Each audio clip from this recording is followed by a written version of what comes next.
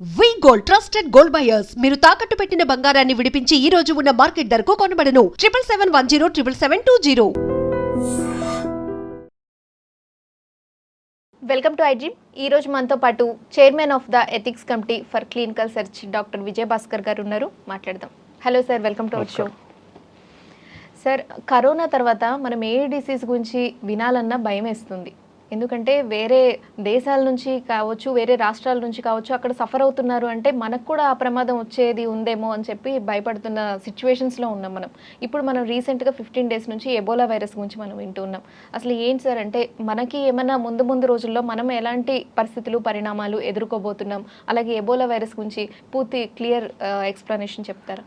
ఇది actually ortho ఎబోలో virus అనే ఒక జీనస్ ఫ్యామిలీ నుంచి వచ్చి పుట్టిన వైరస్ అండి.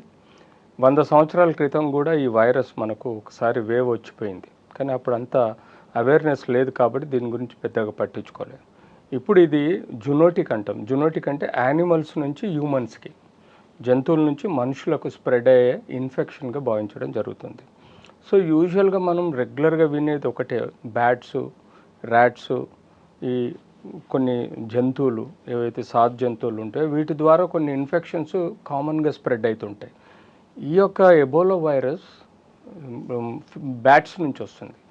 ఈ బ్యాట్స్ ఈ గబ్బిలాలలో మలమూత్రాలు కానీ లేకపోతే వాటి యొక్క లాలాజలం వల్ల కానీ అవి మనకు కాంటాక్ట్లోకి వస్తాయి. ఎక్కడైనా సపోజ్ సర్టన్ కంట్రీస్లలో కానీ ల్యాబ్స్లలో ఎక్కువగా ఈ గబ్బిలాలు ఉంటాయి, రీసెర్చ్ చేస్తుంటారు.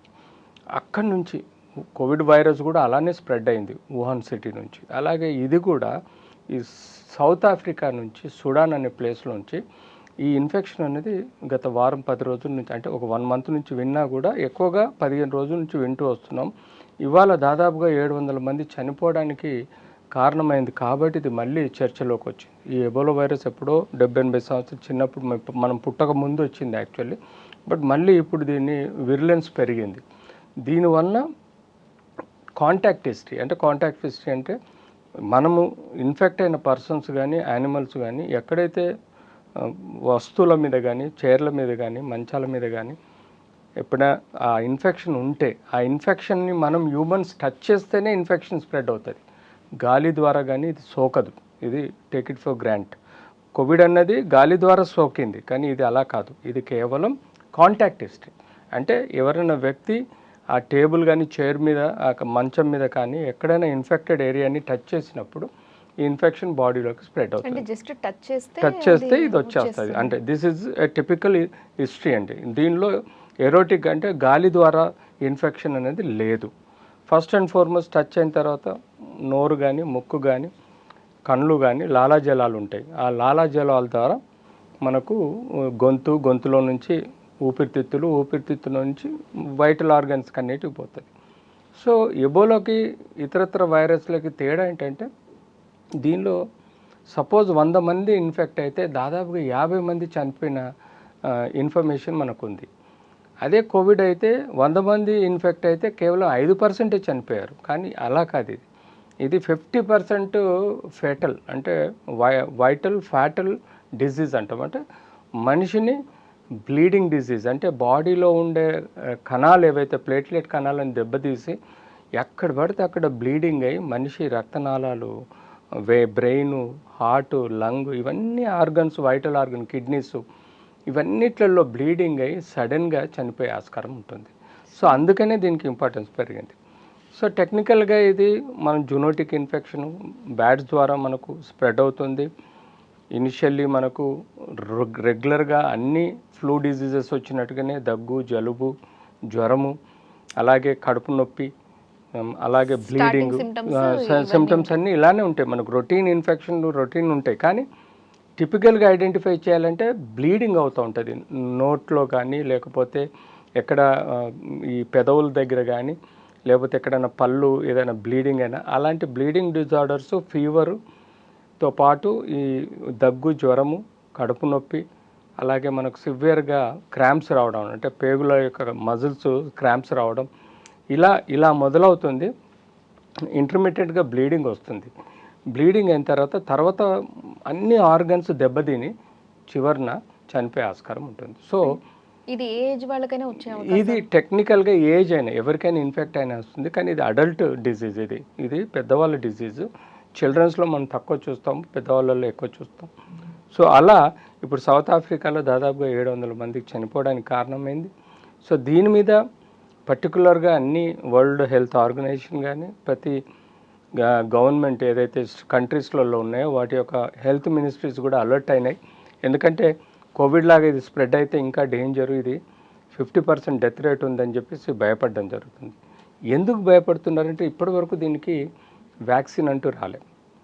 ఒక స్పీసీస్ దీనిలో ఎబోలా వైరస్ 246 అనే ఒక వైరస్కు చిన్న వ్యాక్సిన్ ఉంది, కానీ బట్ ఓవరాల్ వైరస్కు సంబంధించి వ్యాక్సిన్ లేదు.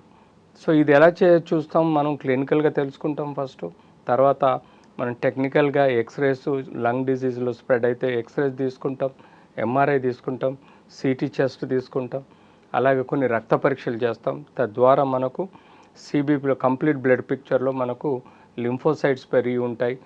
సో తద్వారా మనం తెలుసుకోవడమే కాకుండా ఈ ఆర్టీపీసీఆర్ అనే ఒక స్ట్రెయిన్ స్టడీస్ చేస్తే, ఆర్టీపీసీఆర్ టెస్ట్ చేస్తే ఈ వైరస్ యొక్క స్పీసీస్ యొక్క స్ట్రెయిన్ చూసి దాన్ని బట్టి ఈ వైరస్ ఎబోలా వైరస్ అని తెలుసుకోవడం జరుగుతుంది.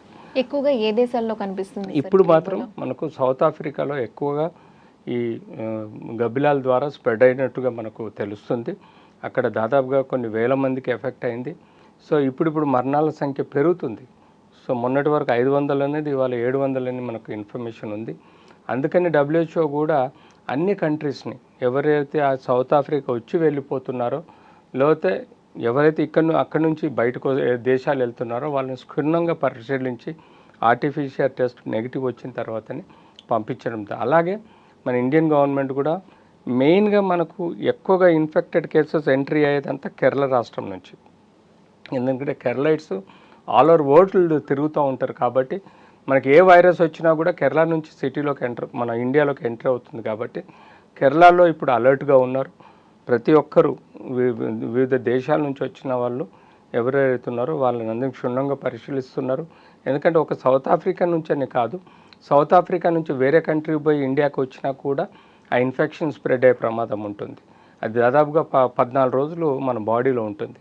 ఆ 14 రోజుల లోపల జాగ్రత్తగా పడకపోతే ఆ ఇన్ఫెక్షన్ ఈజీగా కాంటాక్ట్ ద్వారా, టచ్ ద్వారా మనకు స్ప్రెడ్ అయ్యే ప్రమాదం ఉంటుంది. ఓకే సార్, ఇనిషియల్ స్టేజ్ నుంచి అంటే మీరు అన్నారు కదా ఇందాక కోల్డ్ కఫ్, ఈ స్టార్టింగ్ స్టేజ్ నుంచి అది సివియర్ అవ్వడానికి ఎంత సమయం పడుతుంది? 14 days. Only 14 so days. దాని ఇంక్యుబేషన్ పీరియడ్ 14 days. 14 days తర్వాత ఆ వ్యక్తి యొక్క రోగనిరోధక శక్తి అంటే ఇమ్యూనిటీ సిస్టమ్ చాలా పవర్ఫుల్గా ఉంటే 14 daysలో కన్మరుగైపోతుంది. దానంతట అదే రిపేర్ చేసుకుంటుంది బాడీలో కూడా.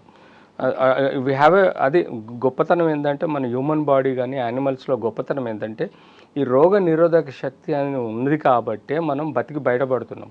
మన చుట్టూ లక్షల వైరస్లు తిరుగుతూ ఉంటాయి. మనకి ఎప్పటికప్పుడు ఏదో ఒక వైరస్, బ్యాక్టీరియా, ఫంగై మనల్ని అటాక్ చేస్తూ ఉంటుంది. కానీ స్టిల్ మనం బతికి బయటపడుతున్నాం.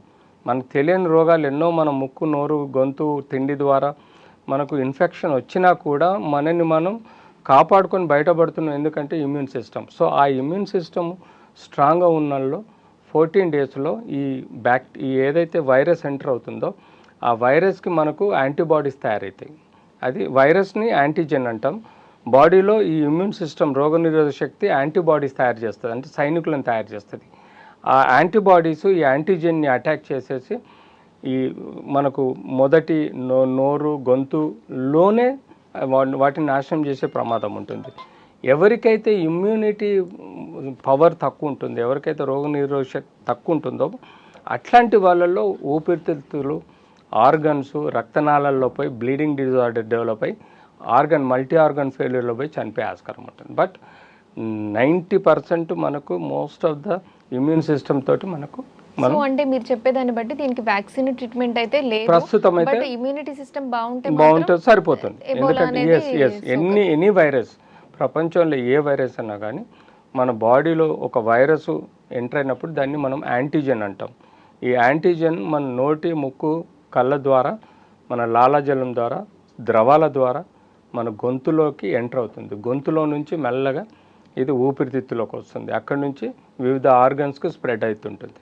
సో ఆ సమయాల్లో ఇది బ్లీడింగ్ అంటే ప్లేట్లెట్ కౌంట్ తక్కువ చేసి బ్లీడింగ్ పెంచుతుంది. తద్వారా అంటే డెంగ్యూ ఫీవర్ లాగా, మనం డెంగ్యూ ఫీవర్ చాలామంది వింటుంటాం, ప్లేట్లెట్ కౌంట్ తగ్గిపోయింది, బ్లీడింగ్ అయింది, చనిపోయింది అని. అలాగే ఇందులో కూడా ఈ బ్లడ్ డిజీజ్, రక్తనాళాలన్నీ బ్లాస్ట్ అయిపోయి ఆల్ ఆర్గన్స్ ఫెయిల్యూర్లో పోయి చనిపోయే ఆస్కారం ఉంటుంది. ఓకే సార్, అంటే ఇప్పుడు దాకా అంటే గుడ్ ఫుడ్ హ్యాబిట్స్ చేసుకొని వాళ్ళు ఇలాంటి వైరస్లు వింటుంటే శరీరంలో ఇమ్యూనిటీ అనేది ఎంత ఇంపార్టెంట్ ఆబ్వియస్గా దట్ ఈస్ ట్రూ. ఎందుకంటే మన ఇమ్యూన్ సిస్టమ్ రాగున్నప్పుడే మనం ఆరోగ్యంగా ఉంటాం, చాలా రోగాల నుంచి దూరంగా ఉంటాం.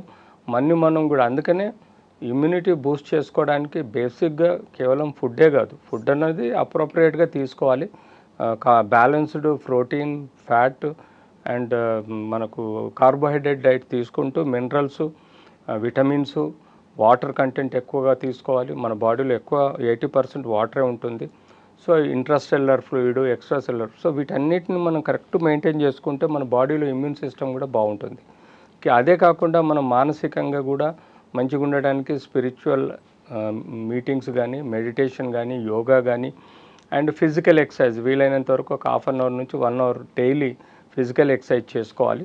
సో ఇవన్నీ పాటిస్తూ ఉంటే మన బాడీలో ఇమ్యూన్ సిస్టమ్ గేరప్ అయి స్ట్రాంగ్గా ఉంటుంది. తద్వారా మీరు వాళ్ళకు ఆరోగ్యంగా కూడా ఉంటారు. ఏ వైరస్ అయినా కూడా అటాక్ చేసుకోగలుగుతారు. సొంత యాంటీబాడీస్ని డెవలప్ చేసి ఆ వైరస్ని నాశనం చేయడానికి ఆస్కారం. సార్, ఆ ఎబోలా వైరస్ గురించి, అలాగే ఎలా సోకుతుంది, అది ఎంత ప్రమాదకరం, అలాగే దాని నుంచి మనం రక్షించుకోవడానికి, అసలు ఏ వైరస్ నుంచి అయినా కూడా మనం రక్షించుకోవడానికి మనం ఎలాంటి ఫుడ్ హ్యాబిట్స్ చేసుకోవాలి, ఇవన్నీ క్లియర్గా ఎక్స్ప్లెయిన్ చేశారు. Thank you sir. And for more videos, Please subscribe to iDream channel. Subscribe to iDream Media. Please subscribe to iDream. Please subscribe to iDream. Please subscribe iDream. And please subscribe to iDream. For more videos, subscribe to iDream. please like, share and subscribe to the channel. Congratulations, iDream. Subscribe to iDream. Subscribe to iDream. So subscribe to iDream Media. iDream ki iDream team andarki huge congratulations. Please subscribe iDream Media. Please subscribe to iDream. Subscribe iDream. Please subscribe to iDream. iDream అంటే నా కళల channel subscribe చేసుకున్న నోరు తిరుగుతలేదు, మీరైతే గంట గుర్తు కొట్టండి. For more such videos, please subscribe to iDream. Subscribe to iDream. Please subscribe to iDream. Please subscribe iDream Media. Please do subscribe to iDream. Please subscribe to iDream Media. For best entertainment and information, please subscribe iDream. And don't forget to subscribe to iDream.